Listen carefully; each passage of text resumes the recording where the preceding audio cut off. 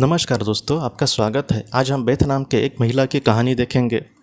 2015 की ये घटना है जो उसके साथ घटी थी। वो ये कहती है कि मेरा एक बहुत बड़ा ऑपरेशन होने वाला था और उस ऑपरेशन में मुझे मैं बहुत ही ज़्यादा एकदम खौफ में थी, बहुत ही ज़्यादा डर में थी। मैं बार बार यही सोच रही थी कि इस ऑपरेशन के बाद शायद मैं नहीं बच पाऊंगी।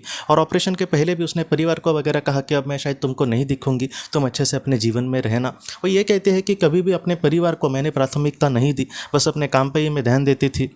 लेकिन आखिरी पल में उसने परिवार की उसको याद आ गई और उसने यही कहा कि तुम शांति से रहना, मुझे नहीं लगता कि मैं अभी फिर से आऊँगी। उसका परिवार कहीं ना कहीं उसको बोल रहा है कि तुम मत चिंता करना, दिलासा दे रहा है, लेकिन फिर भी वो एकदम यही सोच रही थी कि मैं अभी नहीं बचूंगी।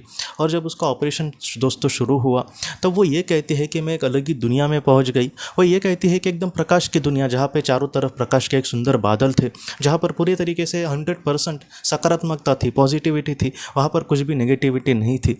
और वो ये कहती है कि मेरे सामने से एक पवित्र आत्मा को मैंने आते हुए देखा। उसको आने के बाद जैसे कुछ पवित्र लोग आए कि उनको नमस्कार करने का ही हमारा मन होता है, वैसे वो ये कहते हैं कि उसको दिल से मैंने धन्यवाद किया कि आप मेरे सामने आई, मुझे अब किसी भी चीज़ की चिंता नहीं है क्योंकि आप मेरे साथ है। इस तरीके से उसने उसको कहा।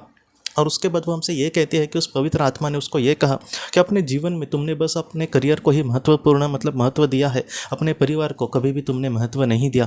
जितना हो सके तुम्हारा एक भी रिश्ता यहाँ पर ऐसा नहीं है कि जो तुमने अच्छे से निभाने की कोशिश करी हो। तुम्हारी माँ हो जो तुम्हारे बहुत ही करीब थी, तुम्हारा हस्बैंड भी तुमसे बहुत प्यार करता है, उसने हमेशा तुम्हारे बारे में सोचा, लेकिन तुमने अपने पति के बारे में, अपने बच्चों के बारे में, अपने माँ के बारे में, अपने पिताजी के बारे में कभी भी नहीं सोचा जो दिल से तुमसे प्यार करते हैं। इस तरीके से उसको कहने के बाद उसको बहुत ही ज़्यादा बुरा लगा कि आखिर मैं ऐसे क्यों बनी।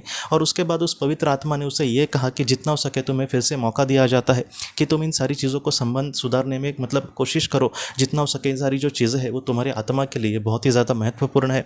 और बाद में दोस्तों वो ये कहते हैं कि ऐसे कहने के बाद जो चीज़ें थी वो बदल गई और उस पवित्र आत्मा ने आखिर में यही कहा कि तुम फिर से पृथ्वी पर जाना, मैं तुम्हें एक बहुत ही बड़ा मौका देती हूँ, उसका जितना हो सके तुम उसका फ़ायदा उठाने की कोशिश करना। जितना हो सके एक अच्छी लड़की, एक अच्छी महिला, एक अच्छी बेटी, एक अच्छी माँ, एक अच्छी बीवी बनने की तुम कोशिश करना और जितना हो सके अपने आत्मा का इससे तुम्हारे उद्धार होगा।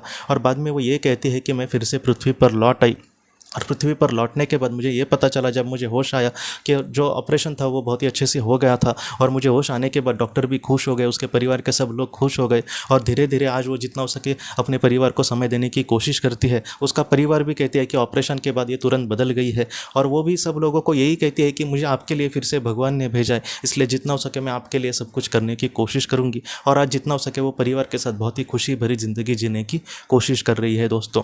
तो आज के इस कहानी से हम यही सीखते हैं कि अपने परिवार को समय देना, अपने लोगों के साथ समय बिताना, उनकी खुशियों के लिए कुछ करना, हमेशा ही उनके खुशियों के लिए उनको कुछ पैसे के लिए मदद करना या फिर पैसों से कोई चीज़ लाकर उनको देना, ये महत्वपूर्ण नहीं होता, बल्कि 2 मिनट उनसे बात करना, अच्छे से प्यार से उनकी खुशहाली पूछना, ऐसी जो सारी चीज़ें हैं एक आत्मा के लिहाज से हम सबके लिए बहुत ही ज़्यादा महत्वपूर्ण है दोस्तों। तो दोस्तों हम अपने अगले वीडियो में मिलते हैं। आप अपने परिवार का ख्याल रखना। आपका बहुत बहुत धन्यवाद।